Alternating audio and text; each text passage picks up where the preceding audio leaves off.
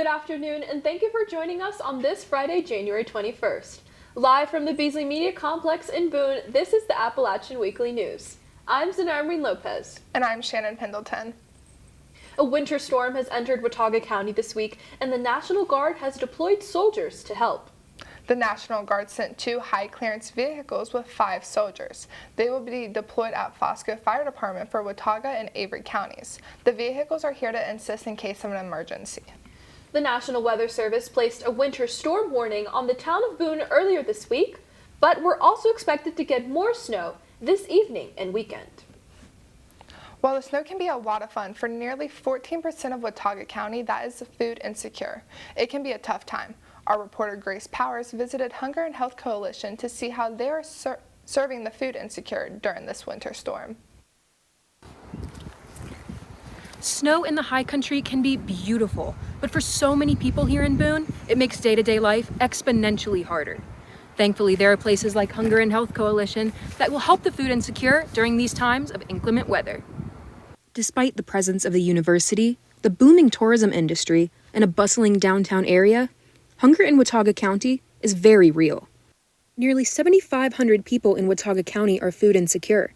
So what happens when the town is buried in snow? Here at Hunger and Health Coalition, they're putting in the work to make sure everyone in Boone is fed, warm, and receives the medication they need. I talked to Director of Communications, Jen Bass, about what they do to serve the community amidst the snow. We try to stay as open as much as possible. We obviously are very dynamic. We have a site here, obviously, but then we also have a driver who goes around on the roads and picks up all the food. Unless road conditions are absolutely unsafe, Hunger and Health Coalition drivers bring the food pantry, woodlot, and pharmacy to you. If you or someone you know is struggling with food insecurity this winter, Jen says, don't hesitate to reach out. COVID is crazy, life is crazy, things have been crazy. If anyone is ever feeling the brunt of that or is in need of help, please come see us. Give us a call. We're super warm and loving and there's no judgment here. We're here to help, You could have life all figured out and then the next day something happens and we're here to help. And we want people to know that. We're a resource to everybody. You can stop by in person at 141 Health Center Drive or give them a call at 828-262-1628. For the Appalachian Weekly News, I'm Grace Powers. App State reintroduced their COVID-19 dashboard this week. The numbers are now in the double and triple digits. Before winter break, there were only 13 cases in students and 8 in employees. On Tuesday, they reported 147 active cases in students and 29 in employees. This is a big jump in cases for the university. The vaccination rate for students currently stands at 72% and 84% amongst employees.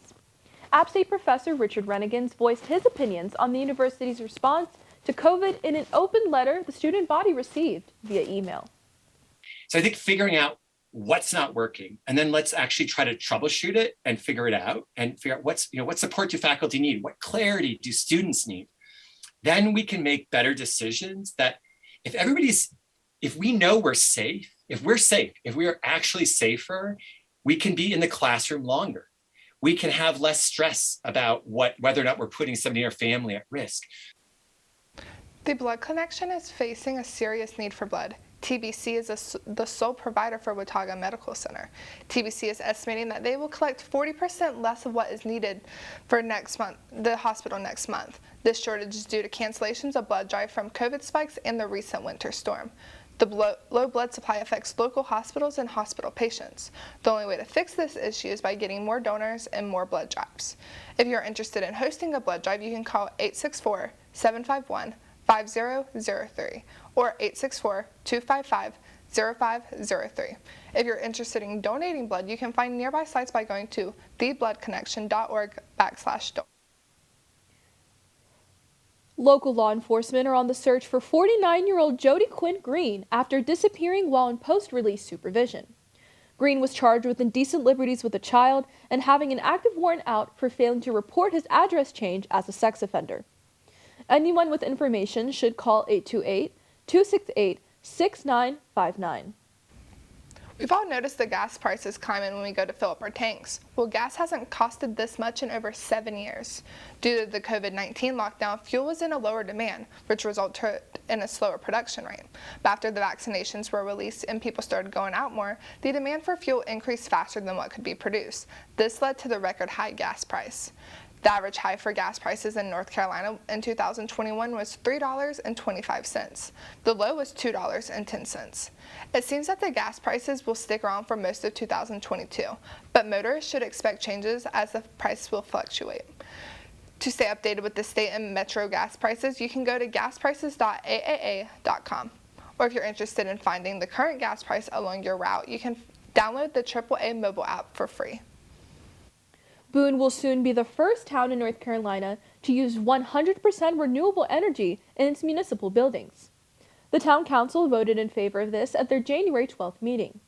With help from the Green Power program by New River Light and Power and Blue Ridge Energy, Boone can meet its goal of municipal climate neutrality by 2030. They'll also be able to transition the entire town to 100% clean and renewable energy by 2050. The Green Power program is available to all New River Light and Power customers. With the plan, residents can lower their carbon emissions and help the town reach its 2050 goal. Olive Branch Ministry provides a needle exchange service for those dealing with addiction. This week I had the opportunity to look into the service and talk to the volunteers who help out. The opioid crisis has affected the high country significantly since the 90s. There's a good chance that you or someone you know has dealt with the opioid addiction. The Syringe Service program was brought in by Olive Branch Ministries in April of 2019. This program is completely volunteer-based and is completely mobile as well, meaning there's not a fixed station. Olive Branch Ministries is a harm reduction organization, meaning that its purpose is to limit the harm of those who are actively using drugs. John Simmons, who is a volunteer at this program and is also a peer tutor at App Health, gives some of his ways that harm reduction is useful in the community. We definitely believe that substance use is a health issue. It's not a criminal issue. It's not a moral deficiency. It is definitely a health issue, and just because you have struggled with a health issue doesn't mean that you should have other stuff that goes along with it. All the volunteers of this program have their reasons on why they help the people of Watauga County. Joey Matthews is a peer support at App Health and is also a volunteer in this program. And Simmons explains why this hits close to home. I had struggled with substance abuse issues, particularly opiates, Xanax, alcohol, all throughout while I was in school. And I just saw an opportunity, I guess, to do something that I felt actually made a difference. I'm a intravenous drug user, former intravenous drug user, and when I was using drugs intravenously, there was no such thing as a syringe service program in North Carolina. And as a result of that, I contracted Hep C and was 20 years into my recovery before anybody ever diagnosed me with Hep C. Certain people in the community are not happy about this program. Matthews talks about some of the backlash that he has received being a volunteer. Interesting. I've received backlash from family members who don't understand it. Basically they call it enabling. Some people think that the syringe service program is an enabler for those who are struggling with drug addiction. Simmons talks about his beliefs on enabling. Another good word for enabling is empowering. If you or someone you know is in need of a syringe service program, you can call or text the number 828-278-4445. For the Appalachian Weekly News, I'm Shannon Pendleton. A research team at App State is exploring treatments for one of the most aggressive forms of breast cancer. Dr. Michael Reddish, an assistant professor in the Chemistry and Fermentation Science Department, was awarded a grant from the North Carolina Biotechnology Center. This grant will be used to study medications for treating triple-negative breast cancers. A triple-negative breast cancer means that 3 receptors that fuel most breast cancer growths are not present in the tumor, making most common treatments ineffective. Reddish and his team of App State students are testing medications in hopes that one of them will prevent sterile production and minimize any reaction to vitamin D.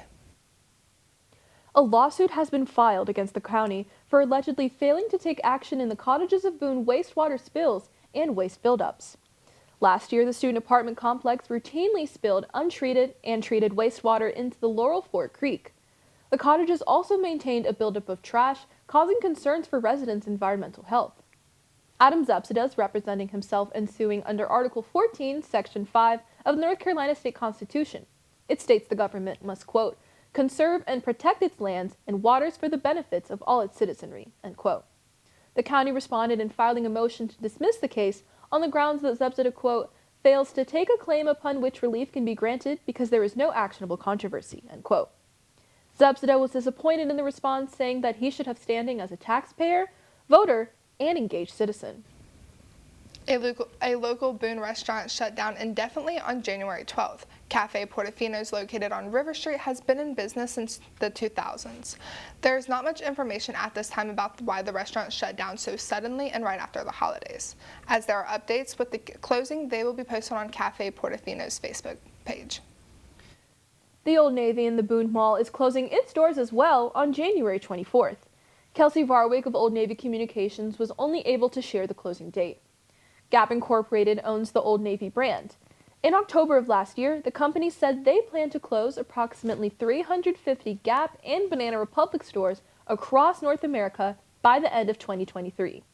The Gap store in Blowing Rock is still standing. Varwick said the Old Navy fans can still shop the brand online or at other locations. App State is partnering with Elkin City Schools to open up the university's second lab school. The lab schools are designed to enhance student learning, improve outcomes, and provide high-quality training for teachers and principals. The lab school will open at Elkin Elementary School in August and will serve close to 100 students between grades 2nd and 4th. App State's first lab school opened in 2018 and is partnered with Winston-Salem Forsyth County Schools. App State is the only UNC system institution to operate 2 lab school programs. And if you were stuck in the snow last night and weren't able to catch that App State basketball, hopefully Alex has some good news for us. Alex, what can you tell us about sports this week? Yesterday was a great night for both App State basketball programs, but let's start off with the men's basketball. Last night, App State men's basketball team secured a 61-60 victory over Georgia State in a nail-biter performance that was decided in the final second. Senior guard Justin Forrest clutched the game from a turnaround jump shot with 1.4 seconds left. This is the second time in the last week that Forrest won the game for the Mountaineers, blocking a last-second shot against Coastal Carolina last Thursday, and App State's 61-60 victory over the Chanticleers. Senior guard Adrian Dolph continues being the star player for the Black and Gold, securing 29 points and playing the most minutes at 38. Last week, College Insider announced that Dolph was 6th in the nation for the most minutes played this season. The Mountaineers are climbing high, winning their last 3 games.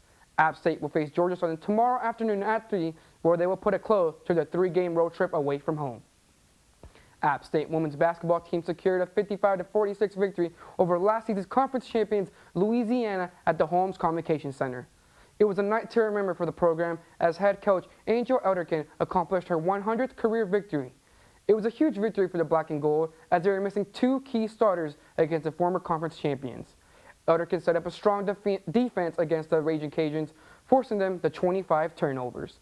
The Mountaineers outshot Louisiana from the 3-point line as App State scored 7 threes from 23 attempts, and Louisiana missing all 10 of their attempts.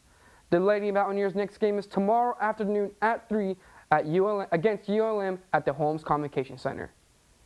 If you don't have any plans tonight, come by and support the App State wrestling team at 5:45 as they host their first Southern Conference match of the season against Virginia Military Institute in Little Rock. The Mountaineers entered the matchup in hot form after earning a Power 5 victory against Duke last Thursday. Senior Jonathan Milner was a standout wrestler against the Blue Devils, securing a 5-point win in the top 10 wrestler matchup. This performance was enough to have Milner recognized by the conference, being announced as the Southern Conference Wrestler of the Week, the 4th Mountaineer to do so this season. It was a tough game last Saturday for App State women's tennis program, falling 7-0 to number 3 ranked UNC Chapel Hill in their spring opener. Junior Helena Jensen and sophomore Ellie Murphy fell 6-3 in the number 6 ranked tandem of Cameron Mora and Carson Tanguline. The Mountaineers were set to face UNC Charlotte last Sunday, but the match was postponed due to the inclement weather that we faced earlier this week. App State will host Lisa McRae's next Saturday as they aim for their first win of the season against the Bobcats. That's all I have for sports this week. Xanayra, Shannon, back to you. Thanks so much, Alex. I'll be sure to go to that wrestling match tonight. And now it's time for your High Country High Note. After a week of intense weather conditions, classes were canceled and the sun came out. Our correspondent Sydney Gladwell went to campus to see how students are enjoying their day off. Winter Storm Izzy wreaked havoc on the high country and the surrounding areas last weekend, resulting in the cancellation of in-person classes at App State and classes in general at Watauga High School. Since the conditions have finally cleared up here, Boone residents are finally able to enjoy a good old-fashioned snow day. Out on Sanford Mall, 4 snowboarders are taking full advantage of their day off. Watauga High Schooler Leif Mortensen describes Tuesday, January 18th, as a bluebird day. Today has been awesome so far. You can barely see any grass. The plows came by though, so can't do as much as I wanted to do, but I already did some 5-foot gaps, some nice ollies, ollies over a cone too, so that was pretty dope. A short walk away, 3 App State seniors were also excited to get out and seize the nice day. We love being on campus. There's so many people on campus when it snows, so it's just so much fun to come out and like be a part of the community with all the other students and yeah, just hang out with your friends. A sunny day with temperatures in the high 30s was a warm invitation for Boone residents to finally open their doors and step outside. For the last 2 days, Watauga, Avery, and Caldwell counties experienced 12 to 15 inches of snowfall and gusts of wind reaching 75 miles per hour.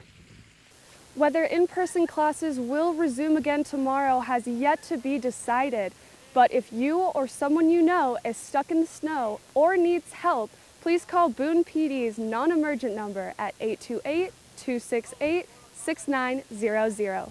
For the Appalachian Weekly News, I'm Sydney Gladwell. And that's our report this week. I'm Xanayra Marin-Lopez. And I'm Shannon Pendleton. For all of us at the Appalachian Weekly News, thank you for watching. We'll see you next time.